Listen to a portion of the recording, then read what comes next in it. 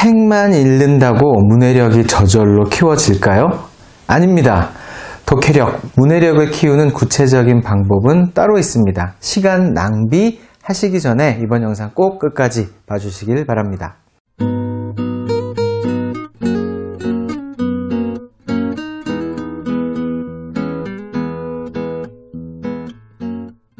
안녕하세요. 대한민국 학부모를 위한 실천적인 교육 전문 채널 교집합 스튜디오신 것을 환영합니다. 저는 권태형 소장입니다. 1순위, 아니 0순위라고 해도 부족하겠네요. 모든 교육 중에서 가장 핵심이 되는 것이 바로 독해력, 문해력입니다. 영어, 수학을 잘하기 위해서도 필요한 핵심 교육 역량인데요. 도대체 어떻게 키워줄 수 있을까요? 그 구체적인 실천 방법, 자, 시작합니다. 우선 어른들의 문해력, 독해력 수준은 어떨지 한번 짚어보고 갈게요. 자, 우리나라는 세계에서 가장 문맹률이 낮은 국가 중에 하나지만 성인 인구의 4분의 1가량은 문자를 제대로 활용하지 못한다고 합니다. 국가평생교육진흥원이 국내 만 18세 이상 성인 4천여 명을 대상으로 실시한 2017 성인 문해력 능력 조사에 따른 결과죠.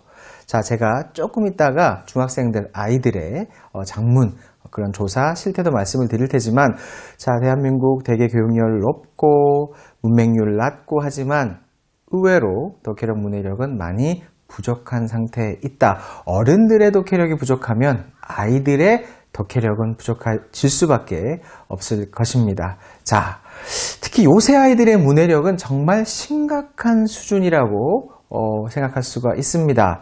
자, 그렇다면 도대체 어떻게 늘릴 수 있을까? 책이 많이 읽히면, 책을 많이 읽으면 는다라고 일반적으로는 생각을 하지만 과연 그럴까? 물론 어느 정도 늘겠죠. 근데 과연 그게 솔루션일까? 자, 아닙니다. 글을 많이 본다고 무조건 문해력이 늘진 않죠. 문해력 성장에 세 가지 열쇠가 있습니다. 첫 번째, 어휘력이 있고요. 두 번째, 수준 있는 텍스트를 읽는 게 중요하고요. 그냥 읽는 게 아니죠. 수준 있는 텍스트를 읽는 거. 그리고 세 번째가 쓰기입니다. 어휘력과 관련된 내용은 제가 이전 저희 교집합 스튜디오 영상에 올려놨습니다. 자, 위에 이 영상을 다 보시고 난 다음에 꼭 문해력, 독해력과 이어지는 어휘력과 관련된 거, 엄마의 어휘 습관이 아이의 독해력을 결정한다 영상을 꼭 봐주시기를 추천드립니다. 자, 오늘은 쓰기에 대한 이야기를 좀 집중적으로 해보겠습니다. 쓰기야말로 읽기를 위한 최고의 훈련이죠. 그러나 현실은 쓰기 수준의 비참함, 자, 그 자체죠. 자, 사실 우리 인터넷을 보면 기자분들조차도 맞춤법부터 틀리고 비문으로 기사를 쓰는 경우가 많습니다. 다 우리 아이들의 그런 메시지 대화를 보면요, 어마어마하죠. 비문들이. 한국인들은 특히 쓰기에 약하죠. 왜냐하면 우린 쉽게 알 수 있습니다. 우리 세대들부터, 자, 기억을 해보시면 쓰기를 별로 한 적이 없어요. 주로 항상 읽고, 그렇죠? 문제 푸는 위주지. 요새 들어서 아이들 쓰기와 좀 말하기, 발표 이런 게 점점 중요해지고 있습니다만 정말 다른 나라에 비해서 그런 교육이 많이 부족한 것이 현실입니다. 그것을 반영하듯이 한국교육과정평가원에서 교육과정평가연구 2017년 2월호에 실린 내용을 보면, 자, 중학생들의 장문 능력 실태 연구조사에서 우리나라 중학생들의 장문 점수는 평균 50점이 안 된다. 49.53점에 불과했다라는 거고요. 이는 초등 저학년 수준이다라고 평가가 된다고 합니다. 정말 심각하죠. 우리 아이들 기본적인 장문서부터, 그렇죠? 독해력을 늘리는 어른들의 각별한 관심이 필요한 상황이다라고 생각을 해주시면 좋을 것 같습니다. 자, 독해력, 문해력 향상을 위한 쓰기 전략 4단계 소개드립니다. 바로 첫 번째, 네이버 사전을 만들어 보세요. 자, 네이버 사전을 활용을 하라입니다. 우선 가장 중요한 포인트. 자, 이렇게 말씀드린 이유는 저도 영어 교육을 하고 저도 독서 교육을 하고 하는 사람으로서 제가 써본 그런 많은 사전들 중에서 네이버 사전이 가장 좋습니다. 국어사전, 영어사전뿐만이 아니라 각 외국어들 뿐만이 아니라 백과사전, 기타 등등, 그리고 우리한테는 참 친숙한, 그렇죠? 그런 플랫폼입니다. 그래서 네이버 사전을 만드셔서 활용하는 거, 그런 습관을 좀 들이시면 좋은데요. 자, 우선 네이버 사전에 들어가시면, 자, 국어 사전을 클릭을 하시면 들어가셔서, 자, 어떤 단어를 검색을 하죠? 예를 들면 분류하다를 검색한다라고 하면 분류하다라는 뜻이 뜹니다. 옆에 플러스를 누르시면, 로그인이 되어 있는 상태에서 플러스를 누르시면 내 단어장에 저장이 됩니다. 두고두고 내가 이렇게 저장한 단어들을 볼 수 있고요. 그 안에서 단어를 숨기든 뜻을 숨기든, 그렇죠? 복습하는 데 활용을 할 수도 있고요. 출력도 가능하고요. 테스트도 가능합니다. 거기에 메모장 기능이 있습니다. 거기에 자, 내가 혹은 우리 아이가 찾은 단어를 활용해서 예문을 좀 적어보는 연습들도 같이 하면 좋죠. 그리고 제가 네이버 사전을 강추 드리는 이유 중에 하나는 뭐냐면, 만약에 책에서 모르는 단어를 책에다 썼다 라고 한다면 그게 과연 체계적으로 복습이 가능할까요? 자, 노트도 좋습니다만, 자, 또 분실의 위험이 사실은 있죠. 그리고 옮겨 적고 막 하는 데 있어서 불편함이 따를 수도 있습니다. 자, 예전에는 전자사전 같은 걸 이용했지만 요새는 다 인터넷 사전을 활용을 하시죠. 그 중에서 이렇게 모아서 단권화를 해서, 우리 아이가 지금 초등학생이다 그러면 고 3까지 어른이 되어서도 충분히 활용하실 수가 있다. 저도 쓰고 있습니다. 자, 그렇게 해서 네이버 사전을 통해서 어휘를 기록하고, 자, 써놓자. 두 번째입니다. 독서 후 쓰기 활동을 장려해 주세요. 자, 그리고 중요한 포인트는 한 줄 쓰기부터 시작하자. 한 줄 쓰기부터 시작해서 점차 늘려가는 겁니다. 자, 한 줄 쓰기는 여러 가지 의미가 있습니다. 우선 처음부터 많은 쓰기를 시키면 아이들 자체가 어려워합니다. 근데 어려워하면서 끝나는 문제가 아니라 독서 자체를 싫어하게 되죠. 왜냐하면 뭔가를 읽혔다 그러면 좀 이따 무리한 쓰기를 시키겠구나 라고 생각을 할 수 있습니다. 거부감이 들죠. 자, 정말 부드럽게 시작을 하는 겁니다. 한 줄. 아직 글쓰기가 유창하지 않은 아이들이라면 한 줄 말로 해보는 것도 괜찮습니다. 자, 그러면 도대체 한 줄은 뭘 써야 되느냐? 바로 주제나 생각을 물어보는 겁니다.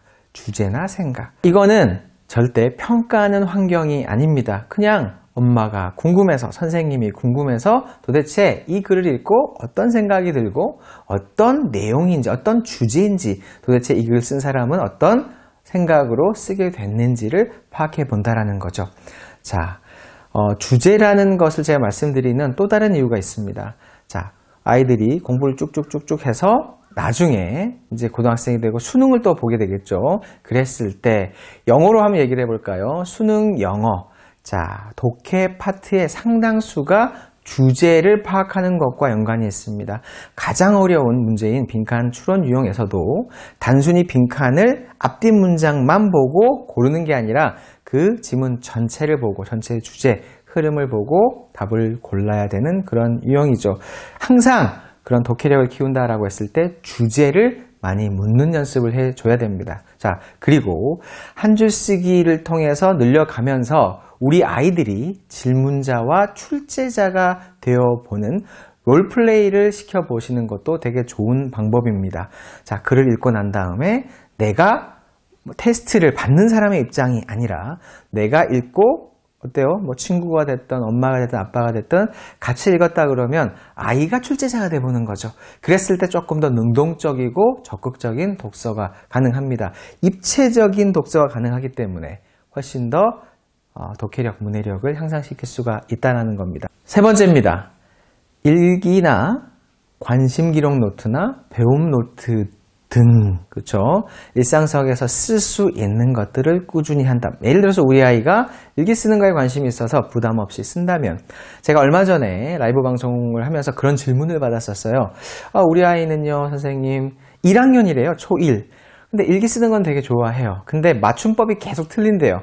이걸 어떻게 해줘야 될까요? 라고 했을 때 제가 단언을 드렸었죠. 터치하지 마십시오. 맞춤법은 나중에 얼마든지 커렉션이 가능합니다. 지금 중요한 거는 아이 스스로가 이렇게 쓰는 재미를 느끼고 내 생각이나 감정 등을 표현해보는 그런 거. 그렇죠?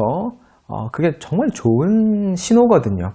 자, 그래서 일기가 됐든 여러 가지 그런 배움 노트가 됐든 관심 기록 노트. 자, 관심 기록 노트라는 것은 제가 진로와 관련된 진로 교육과 관련돼서 우리 아이들의 관심을 기록해 놓는 노트. 자, 저희 교집합 스튜디오의 영상 중에 진로와 관련된 영상을 찾아보시면 소개를 드릴 수가 있습니다. 그러니까 이런 것들을 한두 개라도 꾸준히 해 놓는 것. 그리고 네 번째입니다.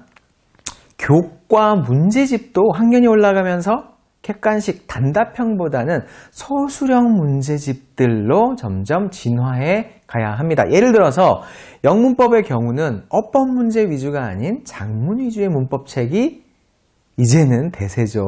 수학도 마찬가지입니다. 수학, 자, 고학년 때부터는 단답형 문제라도 풀이 과정을 적는 연습을 해야 된다.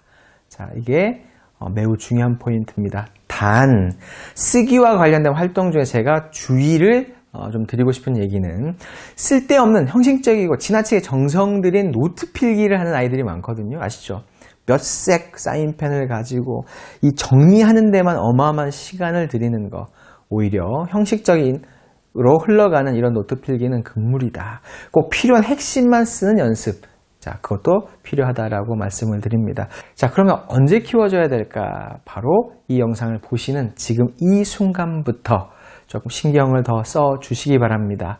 자, 그리고 아까 말씀을 드린 것처럼 자, 어휘력, 독해력을 위한 어휘력 향상에 대한 영상은 다시 한번 위에 자, 링크를 걸어 놓을 테니까요.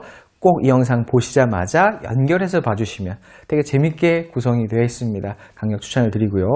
자, 이번 영상이 도움이 되셨다면 구독과 좋아요, 알림 버튼, 전체 설정, 그래야 한 영상도 놓치지 않으실 수가 있습니다. 자, 부탁드리고요. 저는 다음 유익한 영상으로 다시 인사를 드리도록 하겠습니다. 이상 권태영 소장이었습니다. 감사합니다.